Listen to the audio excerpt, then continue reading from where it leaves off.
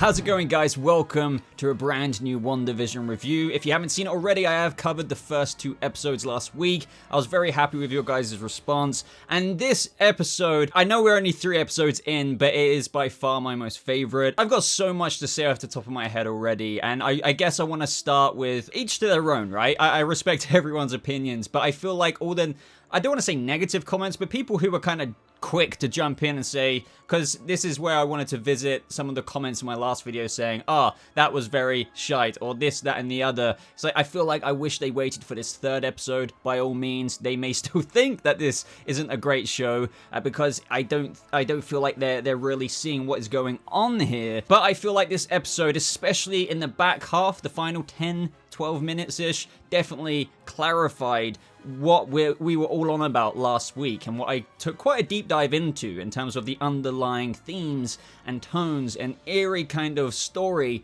that is really going on here. And whether you're familiar with some of the comic book arcs that they're trying to mirror in this live action show, specifically with what Wanda is doing, you know exactly what they were getting into. But if you are still kind of confused with what's going on, I will be getting into the nit and grit details of that. I don't want to necessarily spoil what they could be adapting from the comic book storyline straight up, because then you might be like, well, we know exactly what they're doing. But as I always say, don't forget that this is an adaptation. They're not going to be copy and pasting it, and that's why I like loose adaptations, because it allows shows like this, live action adaptations, to tread new innovative ground and keep people surprised, even though we're kind of knowing whereabouts they're going. So episode 3, now in color, as you can tell, is in color. We're in a new time period. One thing I want to say off the bat as well, I loved the recap, just because I believe it shows why this show is so interesting, because it kind of cut out some of the face value, I would say jarring to some fans who kind of disliked the vibe of this show, sitcom elements, and it kind of highlighted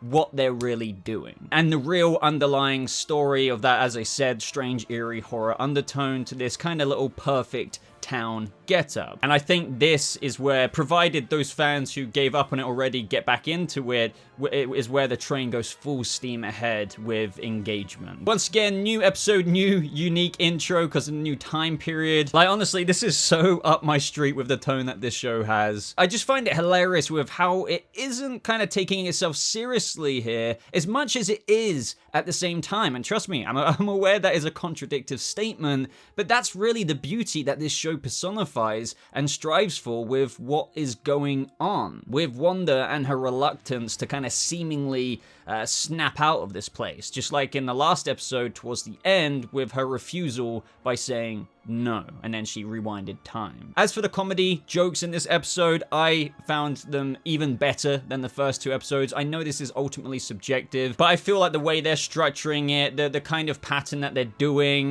moments of seriousness, showcasing that eerie undertone and the story of what Wanda is really going through here and what exactly she's doing, and then kind of really reverse snapping it back into another funny moment. That is exactly what they are striving for. Now, in this episode, obviously, it was all about Wanda's twins, and we had Vision initially getting very concerned with the rush of the growth, because I believe she was already like several months in at only 12 hours in of the pregnancy. I really found Paul Bettany really funny in this episode. I know a lot of you guys and myself enjoyed the food getting caught in his system in the last episode, but this one, maybe it's just the color, like the new take and veil lifted over this particular episode, let alone by the end and what we're getting into in next episode with it going widescreen and completely changing the aspect ratio. But I was just even more on board with this, and Paul, I feel like, did a fantastic job. And Elizabeth Olsen, because as I said, like, I was on board with this show. Like, initially I didn't, if you've watched my last week's review, very quickly, I went into it not caring too much about it, but I knew I was going to watch it. I knew I was going to give it a time of day, see what it was like. I was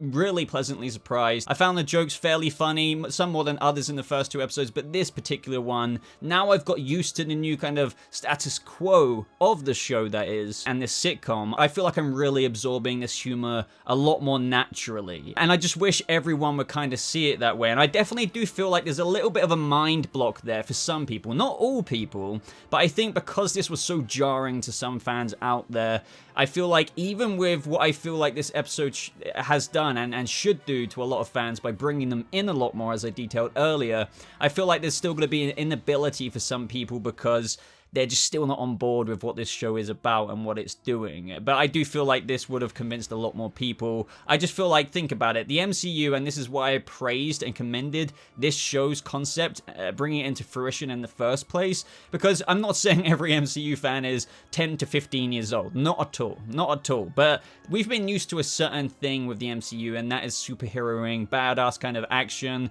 some more than others, you know, open to interpretation, right? But you get what I'm trying to say. So to then do a sitcom show starting off in the first 2 episodes in the kind of 50s and stuff, it's just like, you can see how some fans were like, wait, what? So I honestly really appreciate this refreshing vision and kind of boldness to almost know that a lot of people wouldn't be on board with this at face value, but I just wish those people would give it a little bit more of a chance, and I really hope that this was the episode to do that, because I feel like this episode was really great, especially at highlighting what is really going on here in the real world. I know it's still kind of ambiguous, for sure, but they gave us a lot to chew off in the meantime. Some of my favorite moments in the episode was the Vision speed nappy changing, or the breathing control. That was hilarious. What should I say? Breathing exercise with the who, he.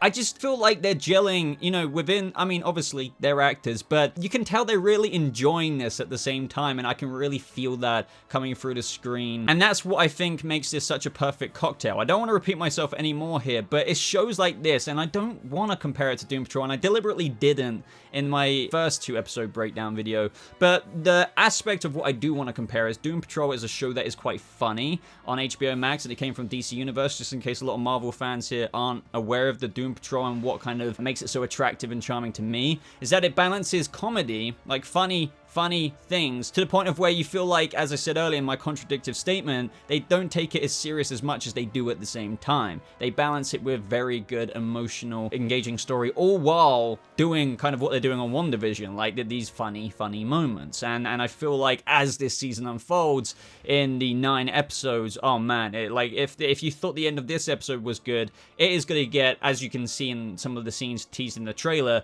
shite is going to go down. So this is where things start to really bleed through the cracks of this episode. We had Wanda getting concerned about the people of Westview being on the verge of discovering their secret, like obviously the fact that of Vision's true form, her powers, you kind of get it, the pregnancy, there's weird stuff going on. But this is when the eerie music comes on, the zoning out expressions are seen in the first couple of episodes of when Wanda kind of does it, and then like it's almost like this actualizing the reality of the situation they're in, but then they can't quite grasp it. And that happens with all the other townspeople as well, and I'll get into my theory and explanation of that a little bit later, because I feel like that is something that just happens if you go into Wanda's little bubble, shall we say. But then we had Vision saying, but it's more than that, isn't it? Mr. and Mrs. Hart, the dinner, outside with Herb, the neighbor who was cutting through the freaking wall, which I think, by the way, is meant to symbolize potentially the sword agents trying to breach Wanda's little bubble, if you will, from the outside going in. And there's other little Easter eggs you can read into, like that helicopter from the past episode, I suspect, was one of the helicopters from the real world that got caught in it, and they learnt their lesson and it kind of landed in the bush. So yeah, there's lots of stuff like that going on in the background, like the Hydra soap that you may have spotted. And then the episode instantly cut back 10 seconds. Now, I actually thought in the first like 2 seconds of that it was me. I actually rewinded just before that 10 seconds so I could hear what Vision said again to make sure it solidified in my mind. But then when the show did it, I thought it was my Disney Plus app just kind of glitching out. But then obviously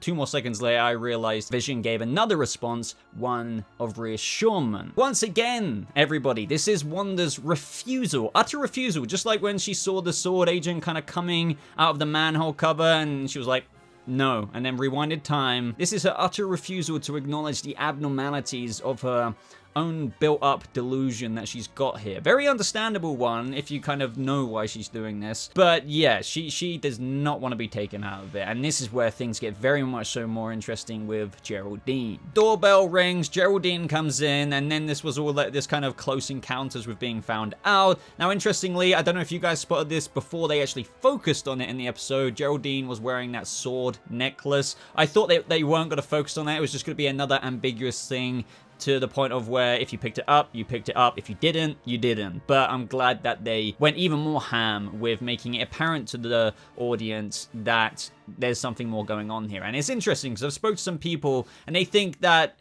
they're pushing too fast with making it clear that there is something more going on here. But I don't actually necessarily agree with that, just because even after this episode, people are still saying, really cool episode, but I'm really confused as to what is going on. So I feel like what they are doing, especially with the last 10 minutes, in terms of showing, especially the real world moment with all of the sword tents and kind of operation that they're putting right outside the kind of field that Wanda is in, they're still confused even with all of that. So I feel like what they are putting isn't too much, but I would love to know if you think that they're accelerating the mystery, or should I say unveiling it a little bit too fast. But as I said, I don't think they are. There's 9 episodes. You would have to think they're gonna have to get into the meat of this at some point or another, especially after the first 2 people couldn't even get on board with it. When the labor was going down, it was like an Exorcist style labor in the house. And then we have Bebe, number 1, pop out, Tommy, and then we had Billy. So Wanda's twins are here, and I know a lot of people are getting into the whole Mephisto stuff. Who knows? I know there's lots of theories out there with Vision's boss potentially being Mephisto. We're going to get into that eventually. We also had the zoning out kind of thing with Dr. Nielsen, or kind of like this interesting line in where he won't be making this trip